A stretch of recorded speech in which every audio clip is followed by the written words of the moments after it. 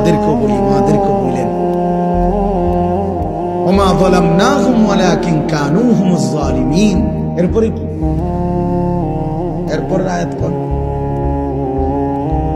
ওয়ানাদাউ ইয়া মালিকু লিয়াকদি আলাইনা রাব্বুক ক্বালা ইন্নাকুম মাকিসুন।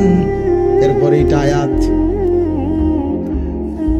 ফেরেশতা জাহান্নামী যখন আল্লাহ পাক বলবে বান্দা আমি জুলুম করি নাই, আল্লাহকে চিৎকার করতে করতে জাহান্নামী একটা পর্যায়ে এবার জাহান্নামের ফেরেশতা মালিককে বলবে, ফেরেশতা মালিক তুমি তোমার আল্লাহকে বলো না এমন শাস্তি, এমন আযাব, এমন জাহান্নামের আগুনে আমারে না পোড়াইয়া এইবার বলো না আমারে একবারে মৃত্যু দিয়ে দিতে, আমি যে আর পারছি না।